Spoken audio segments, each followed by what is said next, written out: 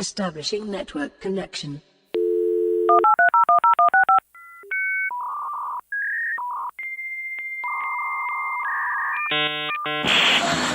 Part of it was me, tired of all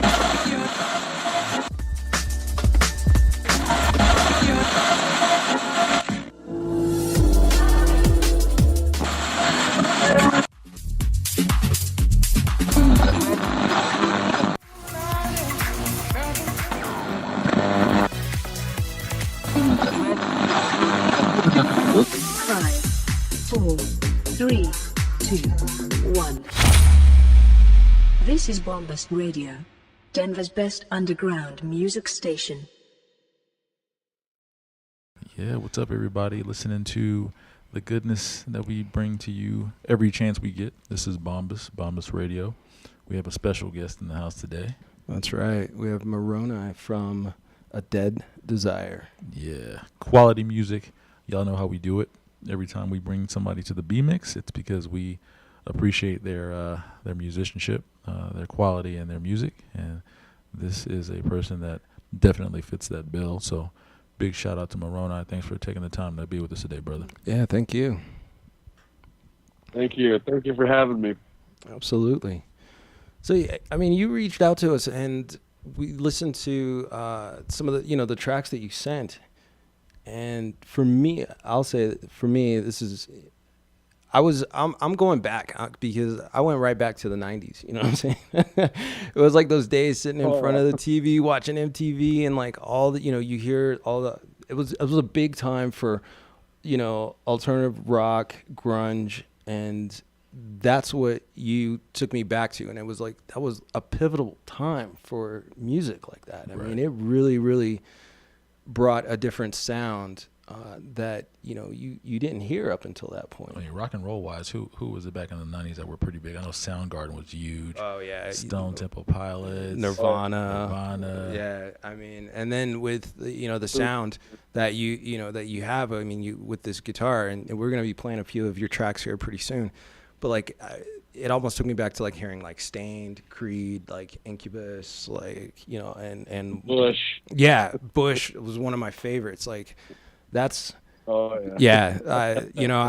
I'll be honest, man. I actually went back and I started pulling out my Bush albums, and I started. I was listening to those. I was like, man, this is good stuff right here.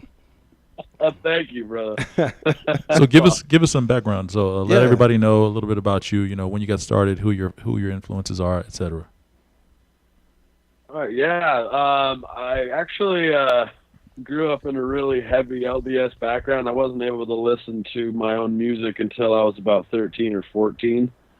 When I did, I bought this really, really cheap radio from my neighbor, and I snuck it into my room, and I had found a K-Bear station that played classic rock, and I heard Foreigner, and they were singing the Jukebox Hero song, and I just listened really carefully to the words, and I was blown away by like what it was talking about and the message behind it, and like this kid's dream to be a musician.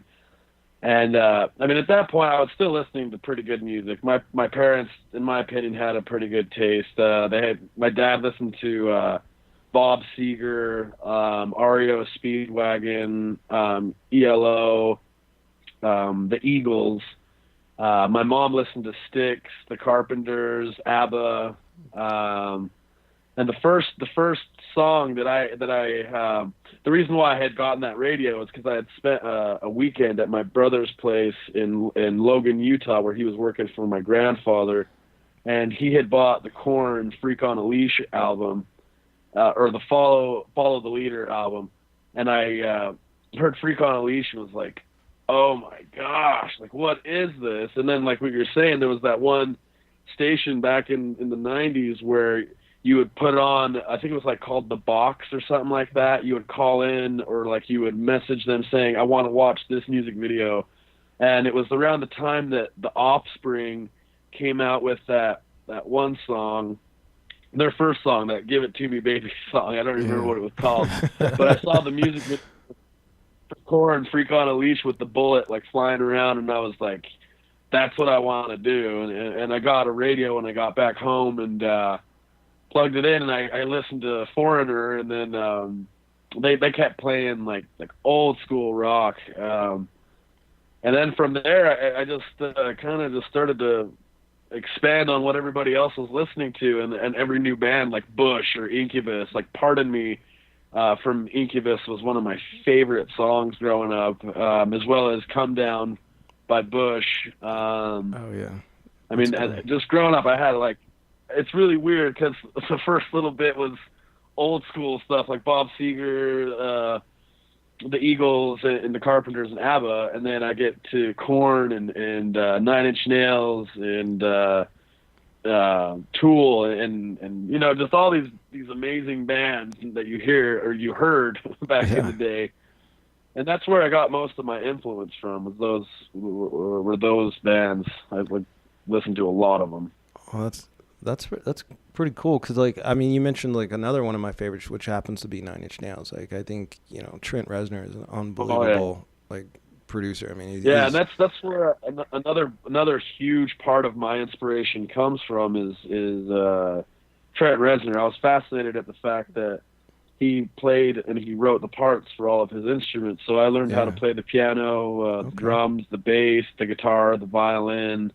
I even took tuba and trombone and trumpet in band class.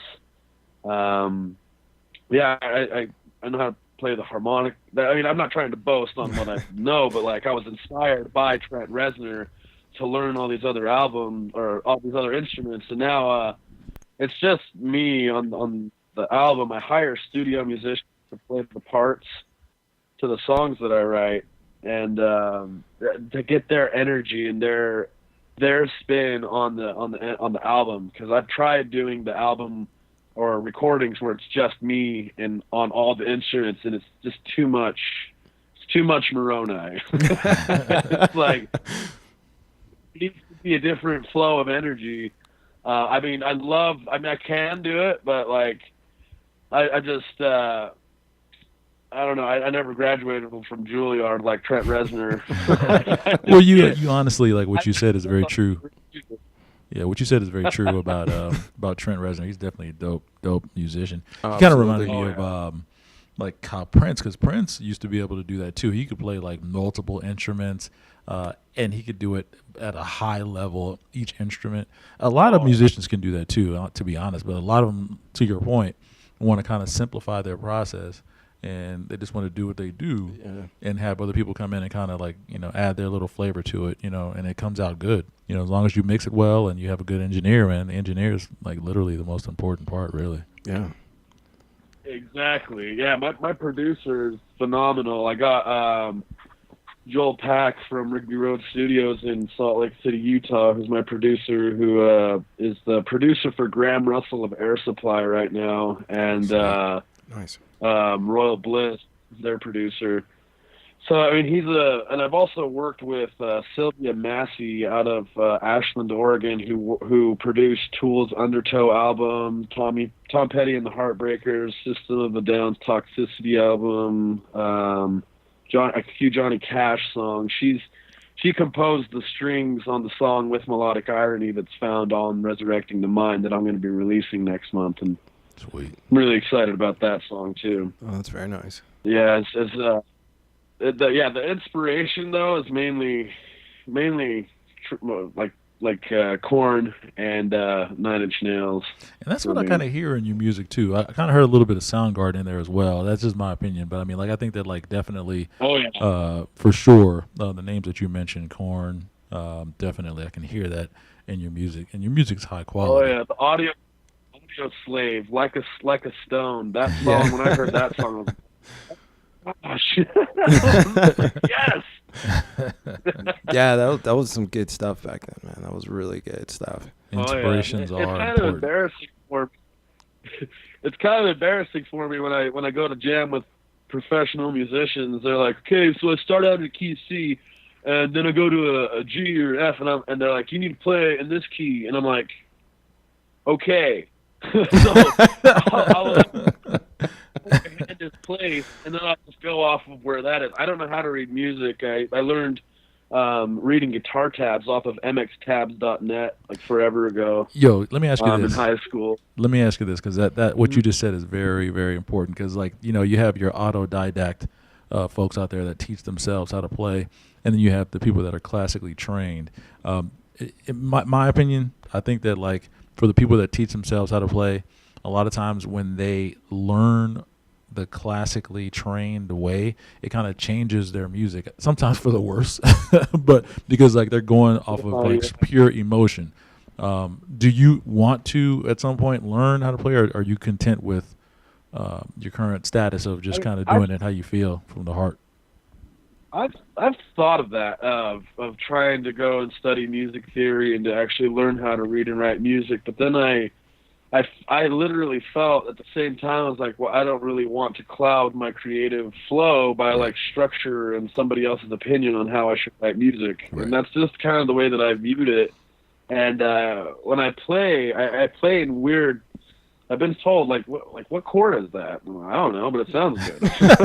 So I don't play power chords like everybody else. Everybody else will play like I don't know what chord it is or whatever. But like for instance, on like the 3rd fret on the low E string, they'll have their finger on the 3rd fret, and then their ring finger, they'll have that on the 5th fret, and they'll do like bar chords, power chords that way. I do it the other way around. I do it on 5 on the low E, and then I do 3 on the E. It's really weird. It's like I have I don't know. I don't know how to explain it. It's like a switched mode of playing. I do everything backwards, I guess, and it works. But like, it's kind of frustrating for other musicians when they jam with me. They're like, "What chord are you playing?" I was like, I literally don't know, but these are the notes that I'm playing.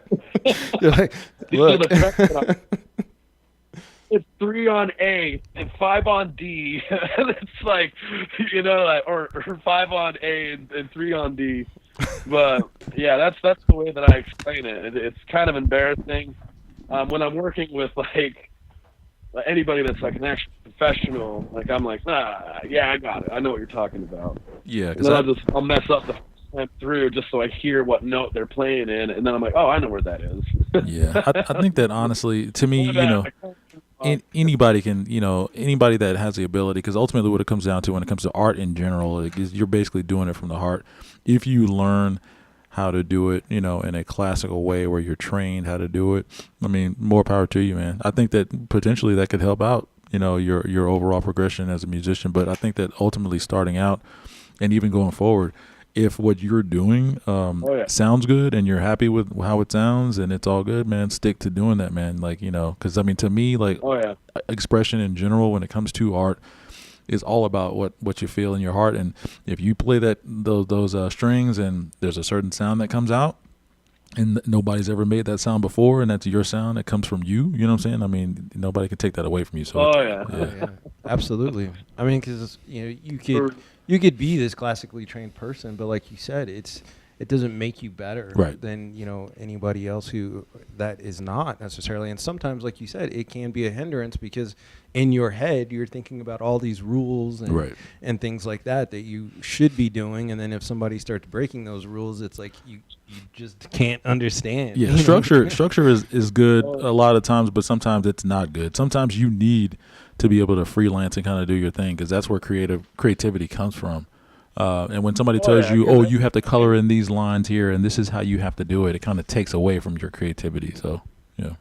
Exactly, yeah. And I mean, I can see people soloing and doing and shredding and doing these scales and stuff, but it's like, those are scales that everybody does. Like, I want to play notes in a sequence that, like, when I play them, and each note has a different duration, and I put an emphasis or a bend or a hammer on at a specific note at the right time. I want people to feel what I'm playing instead of just like, hey, look at what I can do. I've learned how to do this scale really, really, really fast. Look at this arpeggio or whatever it's called. Look at how I can do this. You know, right.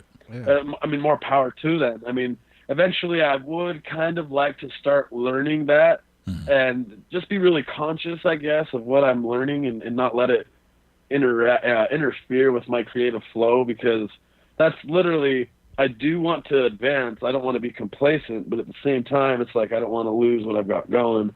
Right. Because I've been told that it sounds unique, and I like being unique, you know?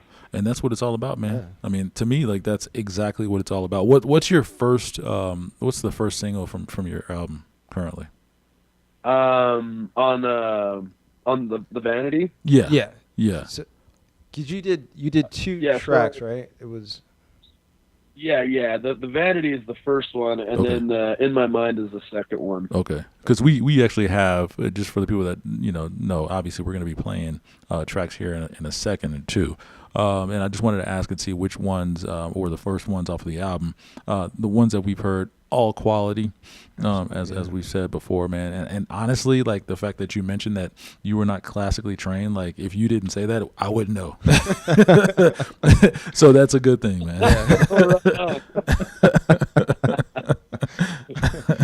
Good. I guess that fake it till you make it. It's true, right? Yeah. but you're not faking it though. That's the thing. Like you're actually doing it legit, man. It's good music, man. Yeah, it's really good. Really good. So right now, I guess we will go into the first track that we are going to feature, and that one is called The Vanity.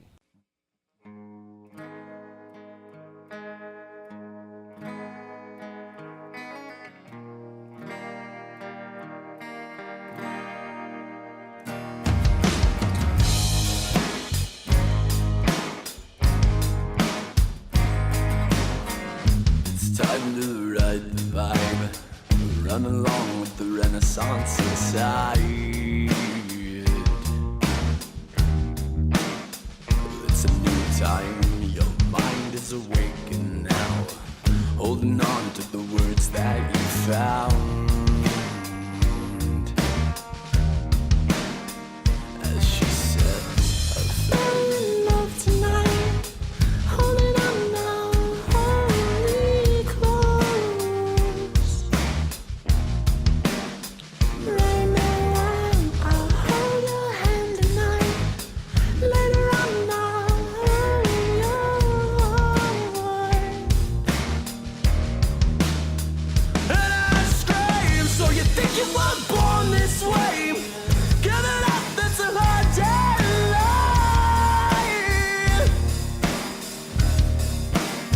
Let me show you now, you're such a submissive slave, living up to the programmed demise.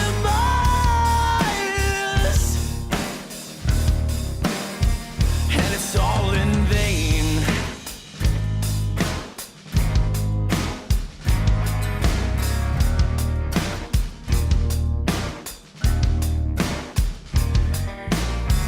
And it's really not safe to speak all the truths that they try hard to hide. Well, it's insane. They'll threaten to send you pain to the point that you feel that it's staying. Then she speaks. Can you feel the love tonight? All the balance that the darkness provides. In your mind, there's a bright little burning flame. Go inside and ride your true life.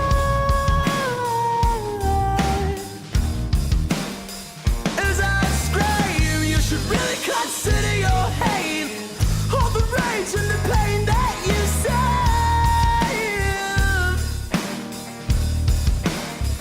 Give it up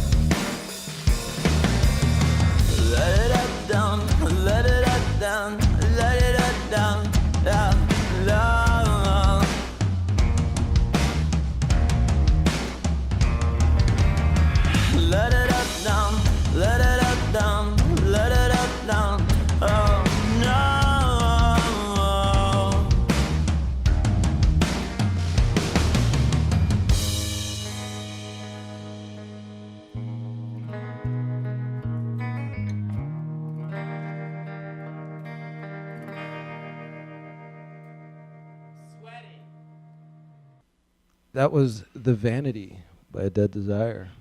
Good stuff. And he gave you the breakdown of how he came up in the business, started out as a kid, Latter-day Saints. Parents told him he couldn't do this, he couldn't do that. Well, guess what? He did it anyway. Yeah. So tell us a little bit about this track here. 'Cause, I mean, it sounds like you have like a soprano that's there with you. I mean, is this someone else singing like alongside of you? No, that's me. That is really Oh, that's okay. tricks. Wow, okay. That's that studio sorcery. Yeah. Yeah, I practiced going really, really high and really, really narrowing my vocal cord to the point where it makes a higher pitch sound. And then I also have learned how to relax my vocal cord where I can make a really low baritone vocal. And I've actually been asked that several times. Like, you'd be amazed. They're like, "Who's the woman that you have playing on there?" I'm like, "Oh, that's me." That's actually awesome, man. Prince could do that too. I'm so sorry. Singing in falsetto, Yeah. a good falsetto. Yeah, because I like that track because, I mean, it has like a really brooding feel to it, and it reminds me a lot of Typo Negative. I don't know if you remember them. They came out like back in I think they were 89, something like that. But they went, they got really big back in like 93 with like their album like Bloody Kisses. Now, I mean, you're not going as low as their lead, but I mean, you have like that same delivery, and feel with that track itself, and that's what I love about that one, Because as soon as I heard it, I was like, man, this is like Typo Negative. Quality joint. Yeah. Yeah, it was. That was like I love that one. That was a really, really, really good one. So right now, though, we'd like to take a moment and kind of understand. I mean, you call yourself A Dead Desire, but there's really a story behind how you came up with that name. Yeah. So a little background on that story. I had an opiate and addiction and heroin addiction, and I suffered from the addiction for about 13 years, and the last year of that was hard use to heroin, and it was literally killing me, and I wanted to stop as bad as I could, and I went to the Songwriters Summit in Salt Lake a month after I got put in jail on charges for heroin possession. And I met the CEO of Radio Contraband at that time, and I played a song for him there. I was like a thorn in his side, and he told me that he was going to work with me, and that's how I've gotten to the point where I've gotten. But he told me that if he was going to work with me, that I couldn't mess up, and if I messed up, then he would drop me. And so from hearing that, I went home and I researched all these different ways to overcome this desire, this urge that I had to use, because I hadn't used it for a month, and I was clean, but at the same time, I still had this demon inside me that was like, "Give me that drug! Like, I want that! Like, right now!" And so I went to Neil Middleton from Royal Bliss, and he was at the Royal, the bar and the venue that he owns in Salt Lake. Steve asked him to come there and meet up with me so he could hear some of my stuff, and so he could refer me to his producer. And when I was there, I ran into an old friend, and he asked me to go if I wanted to go to a spiritual retreat that month. And I was like, "What kind of spiritual retreat?" And he's like, "It's an ayahuasca ceremony." And I was immediately on board, because when I was researching ways to overcome the addiction, I'd heard about ayahuasca and how it's helped people overcome their addiction. And it was like a sign. It was like, "Hey man, you need to go to this." So I went there and I took the medicine with the intention of getting rid of this urge or this craving or desire to use the heroin. And like half hour after I'd taken the medicine, it was the weirdest thing. I closed my eyes and I opened them, and when I opened my eyes again, it's like that. Have you ever had it where you're outside in the daytime laying underneath a tree and you close your eyes for like 5 to 10 seconds and then you open your eyes again and it's like a lighter color? Yeah, it's like, You ever had? yeah, it kind of changes, like takes your eyes a minute to kind of focus again, sort of. Yeah.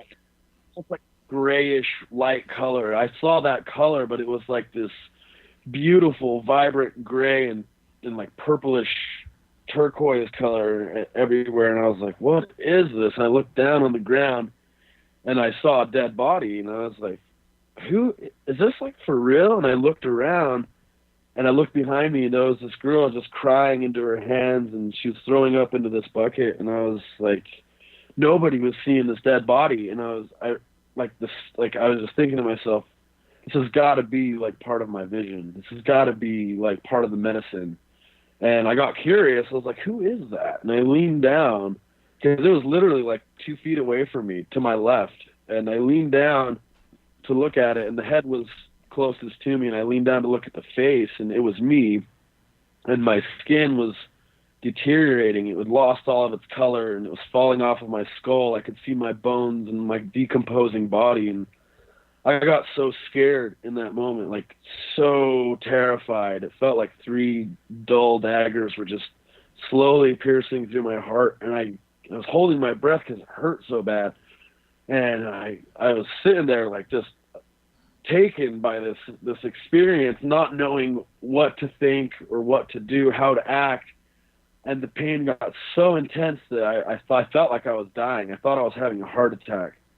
And right when I was about to like give up and like give into this heart attack, like I felt my heart starting to flutter to this beat, and my center of my forehead, almost like another eyeball, like opened up, and I saw this illuminated rose in the center of this eyeball, but the rose was blossoming open to the beat of my heart. And I was like, what is going on? And when it completely blossomed open, it was like this explosion of spiritual energy, and this voice was like, hey, breathe.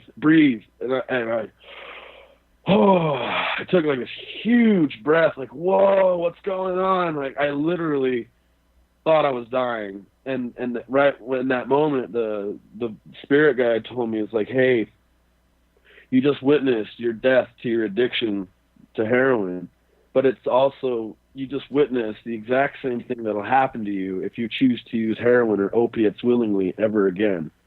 And from that moment, like, it was like I had literally killed this demon that was inside of me. The desire to use heroin was completely dead, and that's where the name of A Dead Desire comes from, is the desire to use heroin is dead.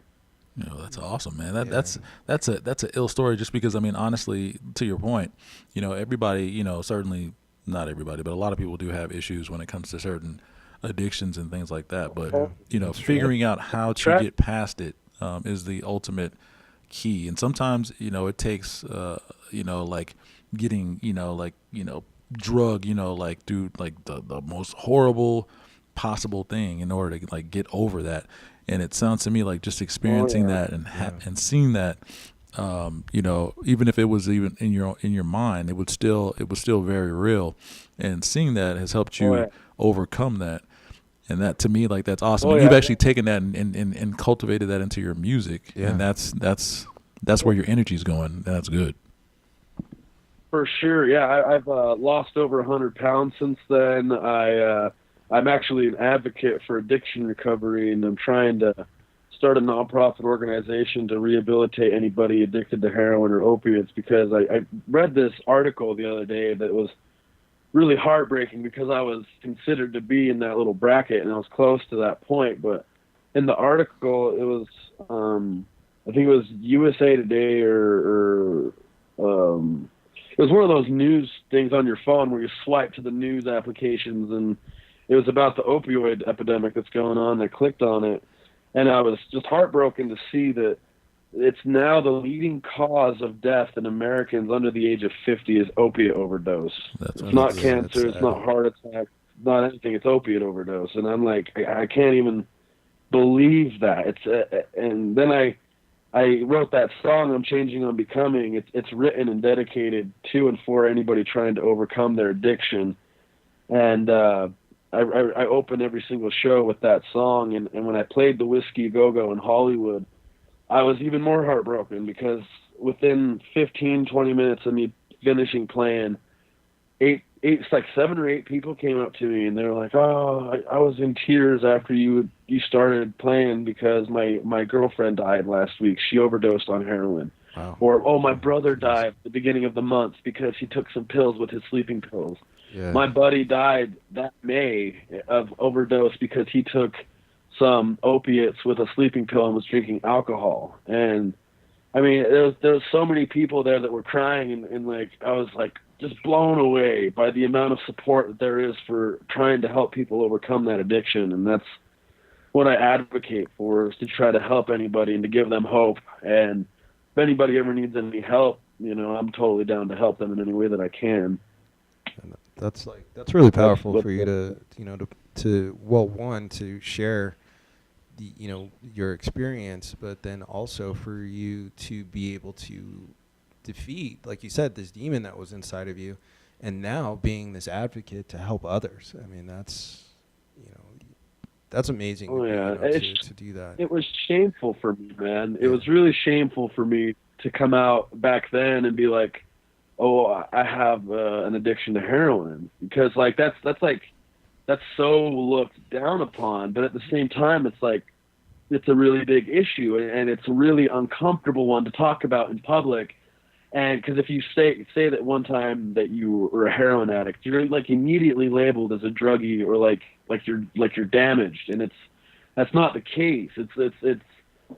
Well, I guess it is the case. Because my situation was I was prescribed opiates from a pharmaceutical company. Yeah. I was taking oxycodone tanks, and then my insurance ran out, and I couldn't afford $370 for a bottle of 30 pills. I just couldn't do it. Yeah, and it was economical the other way, but the other way was killing. It was literally killing me. Like it was destroying my family relationship, and I secluded myself.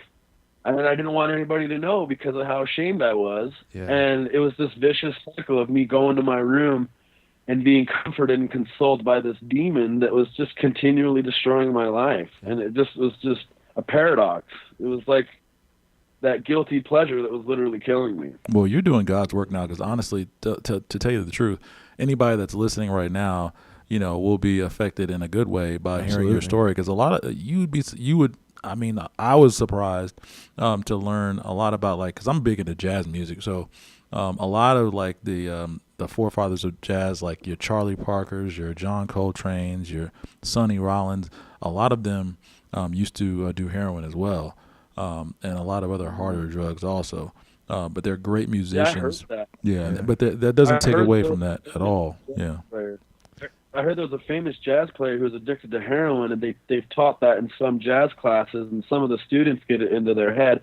Oh, in order for me to write good music, I need to go and get addicted to heroin, or I need to go and do drugs. Yeah. And then they go and do it, and they can't get out of it, and it ends up killing them, and it's just a tragedy. It is. It's a huge tragedy. And then there was something else that you said too, was that you were prescribed these drugs.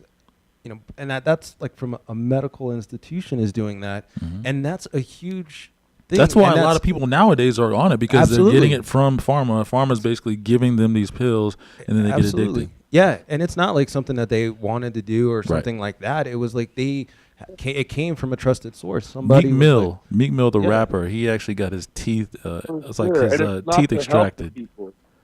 Yeah, exactly. It's not helping at all. Like Meek Mill got addicted to painkillers because he got his teeth. I think he got his wisdom teeth taken out. Yeah, and a lot of people, it happens to them in that exact same way. And it's sad, but at the same time, it's good that we're having the discussion now, because at least now people can hear that you're able to overcome. All you have to do is just fight hard, and if you really, really care about your life and you care about what you're doing, do what you do. Get off of it, and then find another way, find something else that you can utilize to stay off, which for you is your music and your creativity, and that's a good thing. You know what I mean? Yeah, that's great. Oh yeah, and I talk a lot with the Lakota, with the Aklavah Native American Church. I've attended peyote ceremonies with them as well, and I'm just blown away that everybody that comes to these things, they suffer from these addictions and they want help. And they're chewed up and spit out by this company, and it's like, it's not just pharmaceuticals, it's alcohol that's becoming a really big problem because it's hard all around nowadays for people to make any money. And their relief is to forget about how hard it is. And the best way to do that is to drink or to go and use drugs. And it's unfortunate, but that's kind of what we've programmed into our society, and we've made it acceptable. Like, you watch shows, I'm not sure if I'm allowed to say them, but like Shameless on Netflix, I watched that and I was like, we're making this like the normal to have dysfunctional families and making a comedy out of it. Right. But then when it's actually a real situation for these families that are really dysfunctional, it's not funny. It's not a joke. It's not funny at all. Yeah. Yeah. And they've portrayed it as like, this is the American dream, and that's not the American dream. It's not a nation under God anymore. You know, they're taking God out of the Pledge of Allegiance. I mean, and it's just really weird to me. Well, it's good that we're having a discussion. Like I said, I think that the positive aspect that, you know, we definitely take from this is that anything can be overcome with time and effort. You can overcome anything. So if you have an issue, definitely do that. And I'm glad that you are a huge advocate for getting people off of that stuff. Is there like a email or a phone number that you have, or have you set up any of that where, you know, you kind of started off your process for getting people help that they need? Or do you know of a number that somebody can use if they need it? Yeah, I've actually set up an email account called thesubtlesound@gmail.com, because it is like it's a subtle addiction, and that used to be my band name before A Dead Desire, and it was the subtle sound. It was like my addiction to heroin, but nobody knew what the subtle sound was, and the subtle sound is the addiction. Right. Yeah, just get the resources, you know, that you need from, you know, if you do send an email over to him, hopefully he can get you the resources that you need. If anybody out there has those issues and you need help, or know somebody, know somebody that does, man. You know, if you know somebody that you want to help out, you know, and you can just get some answers on how you can get some help for them, that's good. Because I think that everybody, like I said earlier, and like you know, everybody has some form of a demon that they deal with, you know, and now it's just a means of figuring out how you can get past that, overcome it. And you are one of the fortunate ones that was able to do that, and I'm glad that you're basically paying that forward to other people to help them get off that too. So that's awesome. Yeah, it is. It is very awesome for you to do that. Where do you see yourself as an artist? Because a lot of times you see artists and they start, you know, you hear them and you're like, oh man, like, oh, they're so amazing, they're so good. And then it's like some producer comes in and swoops them up, or some label swoops them up, and then all of a sudden you listen to them again and you're like, wait, what? They're kind of watered down now. Yeah. So yeah, you're like, wait a minute, this isn't like this isn't you know, who I was listening to before. Now, I mean, we understand that, you know, an artist is always going to evolve or something like that. But like, how do you see yourself? I mean, you would just continue to evolve or transition, or, you know, or are you going to take that road where it's like now you're doing something completely different than you ever thought you would be doing? That's already kind of started to happen, but not in the way that you'd think. So I'm still gonna have my music and everything. What I'm doing though is I've tried getting into the industry, and they've made it quite literally impossible now. It's like almost like they don't want anybody to be creative anymore. They make it impossible for you to have a day job they make it impossible to get into the music industry, it seems. But what I've done is I've like quit my job. I don't have any rent. When I'm in Trenton, I have like a few places. Well, when I'm in Cache Valley, Utah, I have a few places that I can stay. But I don't have any rent or any attachments. What I plan on doing is starting my own record label, because I have Tones After Dark Publishing. I'm my own publicist.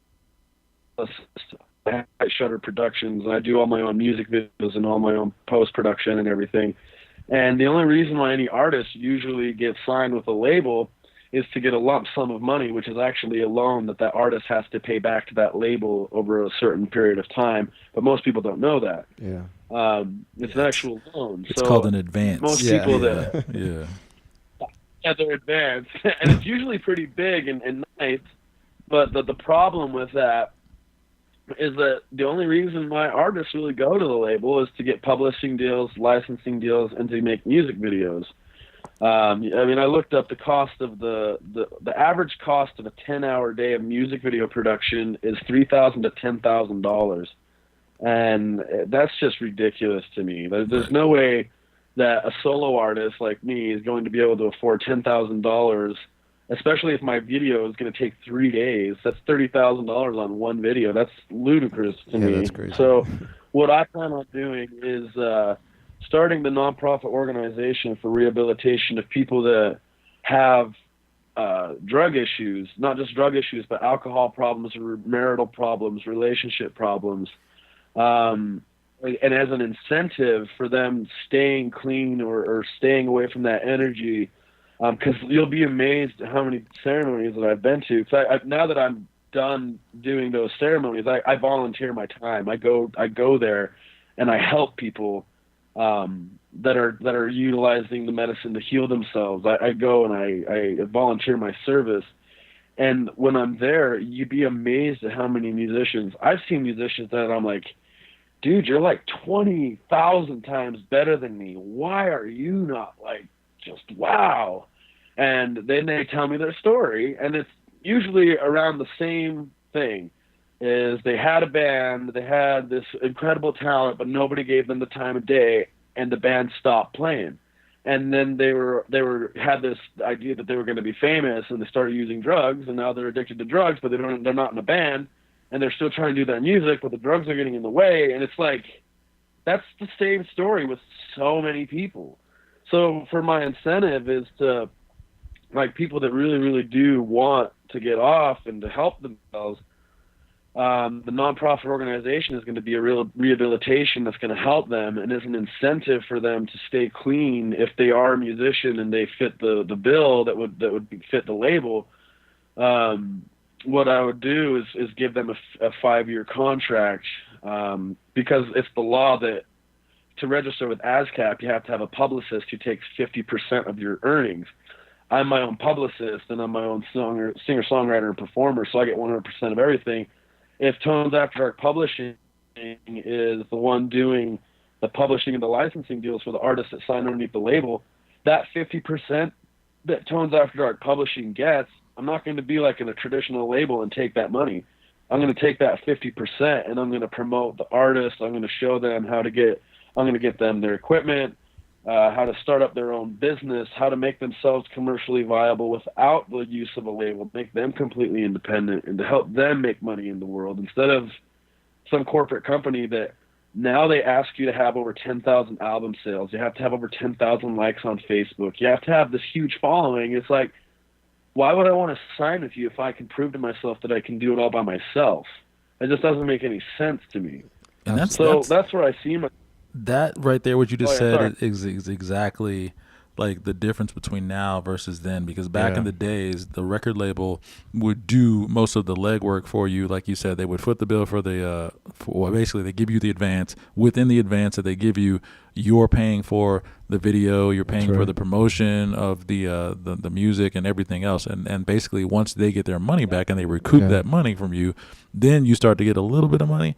But ultimately nowadays it's different, because now they want you to already kind of have a following before they put their backing behind you, which I guess makes business sense for them. But my thing is, if I'm an artist and I already have a huge following and I can work independently, why would I want to work with you? Why would I want to work with you? I don't need you. You know, I already got why would I do that? Yeah.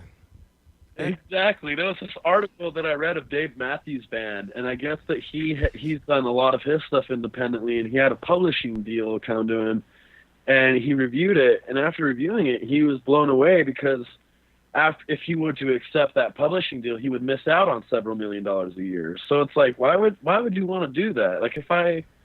Isn't that the point, is to have the label help you become noticeable and famous, not the other way around, get noticeable and then help the label get noticed again, like, oh, that label's working with these guys now. Right. You know what I mean? It's like a joke.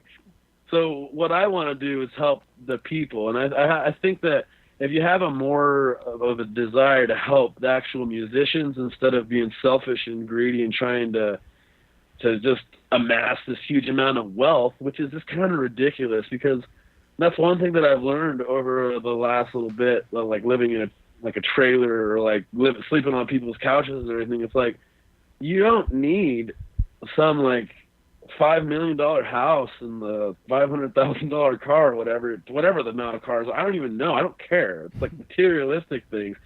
I want to feel what, cause it's just, it's weird to me. Like, I don't know. I guess I just think differently, but I'd rather help musicians succeed and get good music back on the airwaves instead of this stuff that's just like, what are you singing about? Like, is this like, is this inspirational? Is this, you're just singing it because it's catchy and it sticks in people's heads? Like, that's like the stupidest thing in my opinion. Like, every song that I write, I believe my heart and my soul. Every song that I write is an experience that I've had that I know that other people have had. That's an experience where they can relate, and if they're at the bar, they're drinking, and they hear something play.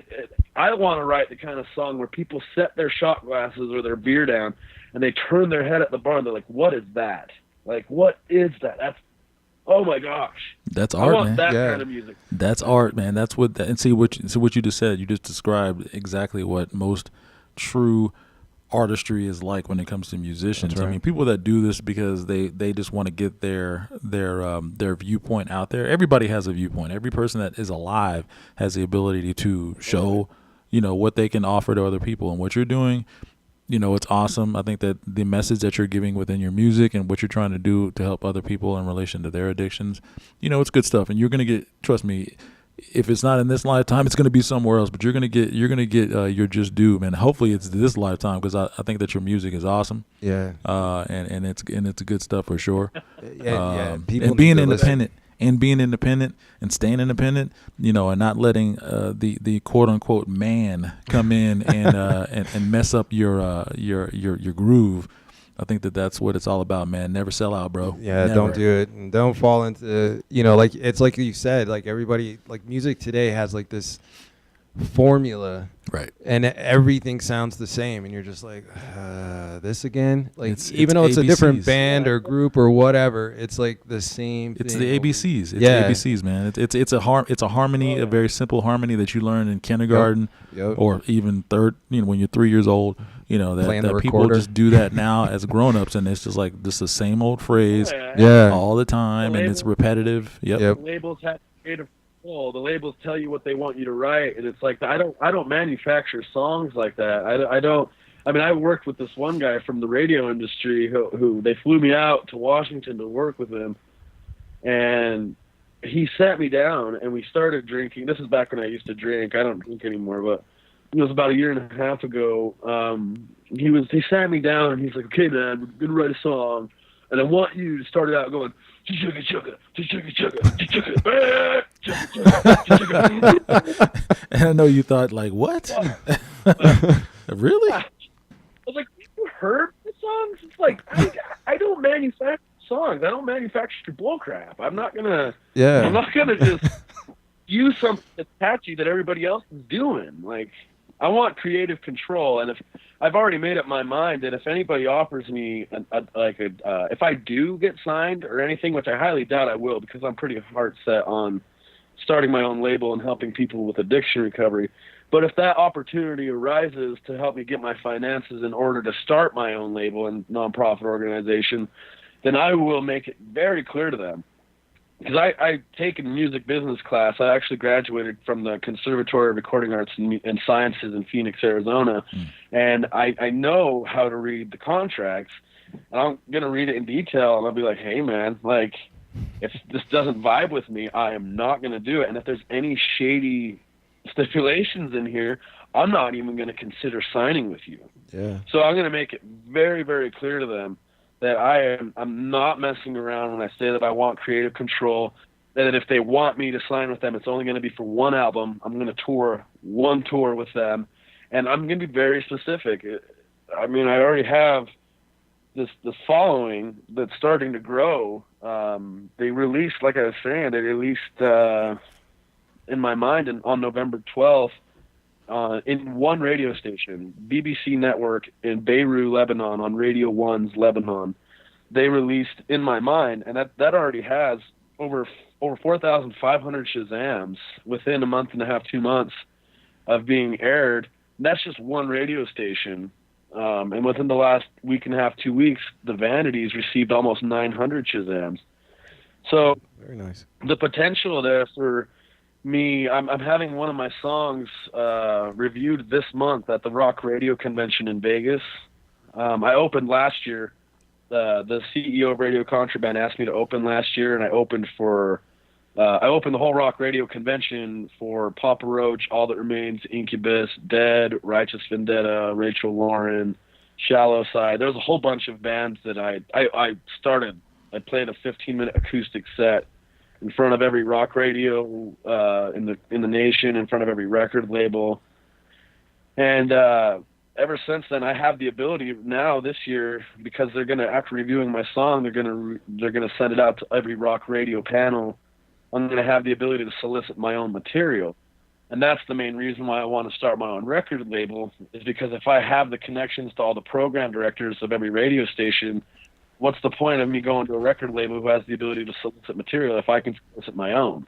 Yeah, and the material of anybody for my label. Yeah. I mean, and like we going back to that point about the record labels now, like they recognize, like the model has changed when it comes to artists and everything else like that. So people don't necessarily need it because you have your your SoundClouds, your your Bandcamps, and all these different websites where you can put your music out there and have people follow you. And obviously, the bigger your following is, the easier it is for the record label to basically hop on your coattails. And of course, they'll get you a little bit more, notoriety because they have a little bit more money behind them. But at the same time, you are getting most of the cut when it comes to putting the music out yourself.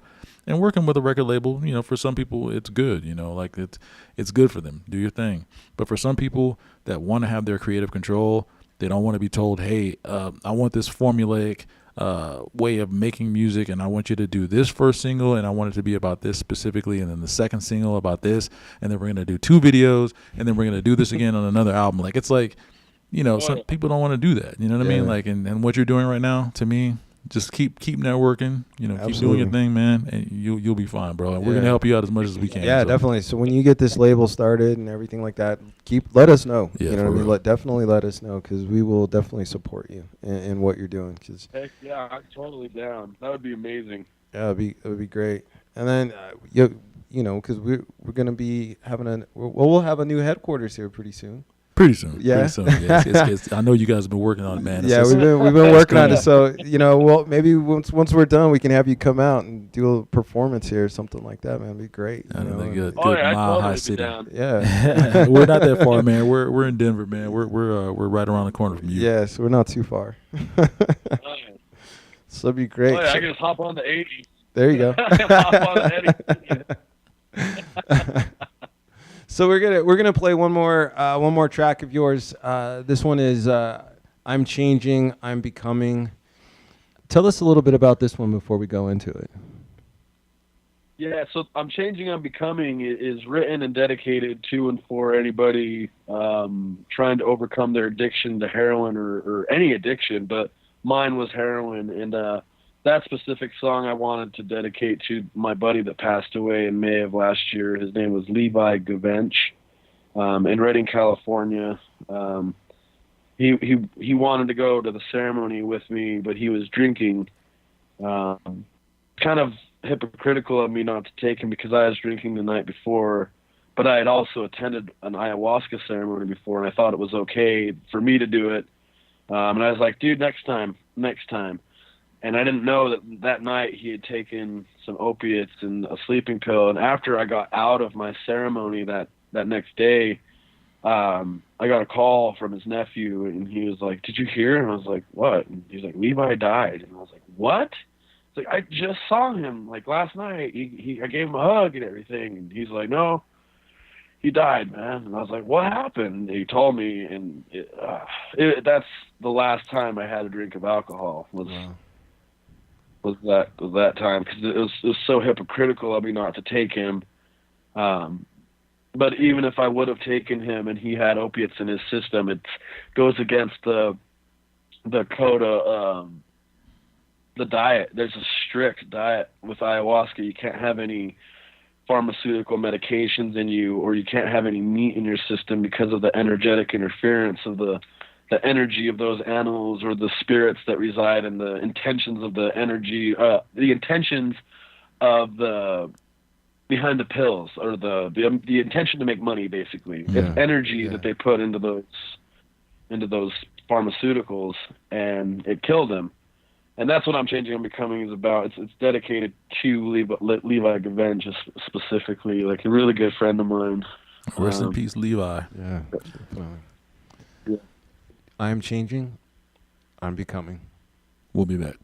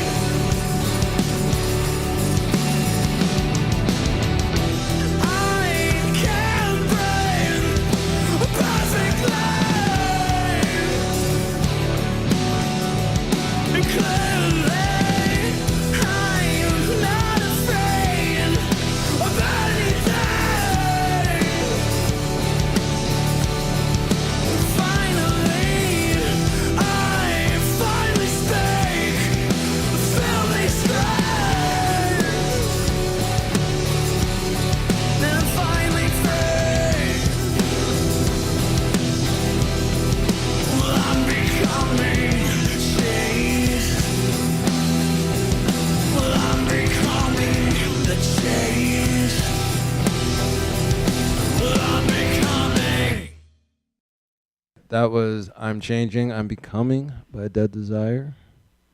I mean, these tracks that you allowed us to play, I mean, they're very personal to you. You know, there's real meaning behind it. I mean, there's that and emotion, you know, and all like the 2 tracks that we've played today have been absolutely amazing, you know. Definitely. Yeah, and again, it was like, you know, like you said, we didn't know you weren't classically trained. If you didn't mention it, we would not have any idea. Yeah, we could have just rolled with it. And you didn't have to say a word of it. But you're transparent.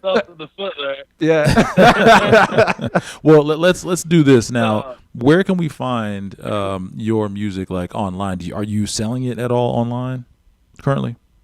Yeah, you can get the Vanity and the In My Mind on iTunes. You can go to deaddesire.com, and there's a little music tab where they can buy it through iTunes, Spotify, Amazon Music, Google Play, Deezer, Ongami.com.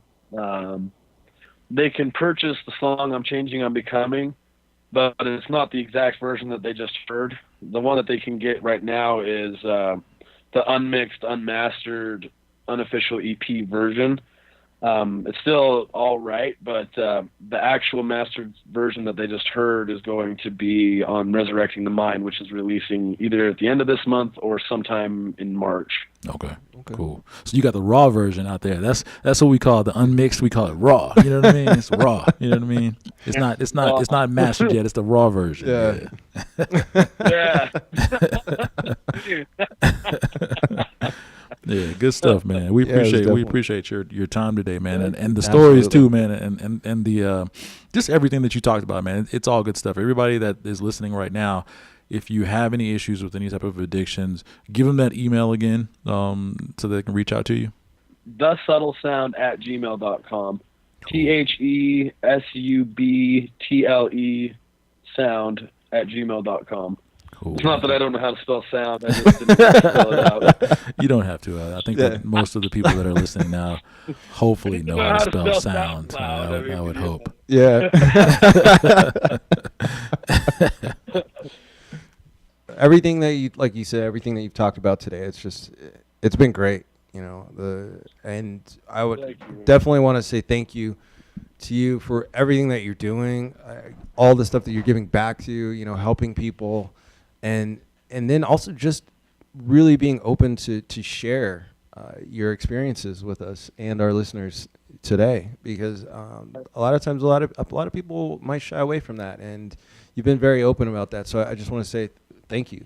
You know, I mean, it's been great. Oh yeah, it's my pleasure. Thank you for having me, guys. I greatly appreciate it. Oh yeah, absolutely. So definitely keep us informed once you get that record label. Anything that you have going on, anything that's new that you're doing, just let us know. You know, definitely want to keep sharing what you do with our listeners. And send us that album once it drops, man. We definitely want to show you some love going forward. Sure. Absolutely. For sure, man. Because yeah, we definitely want to do that for you. And what's your SoundCloud? Just in the event that you do decide that you're going to put it out there for download, what's your SoundCloud? What's your name on there? The SoundCloud, for some reason, it's like almost my name. It's Oroni, Oroni Silva. I don't know why they've done that. But they were like, "This sounds better, don't we? We're gonna go with this instead." They just gave you. That's messed up. I put a Dead Desire on there, and it's like SoundCloud.com/ORONI, and they even took out the S, so it's just ORONIILA. All right. Dead Desire. Find it. That's when I finally get to play at Wembley Stadium, I'll give you guys some free tickets. All right, there you go. Cool. So one final question for you is Wembley Stadium going to be is that your ideal like performance? Like if you could perform anywhere, would that be it? I have 3 ideal performances. The top one would be Wembley Stadium just because of how massive it is. The second one would be the Super Bowl, and the third one would be the Grammys. You know, that's just wishful thinking. Yeah. But hey, man, you never have know. To, Yeah. you have to speak it into existence. You know what Absolutely. I mean? So absolutely. Oh yeah. Yeah, you keep thinking of those three and watch, it'll happen. Yep, that's how it works. Oh yeah. We appreciate your time, brother. Heck yeah. Yeah, we appreciate you coming in and spending some time with us and our listeners today. Again, Google A Dead Desire and check out what Moroni has going on. For now, we're out, but keep it locked because the B-Mix continues. B-Mix continues. B-Mix continues. B-Mix continues.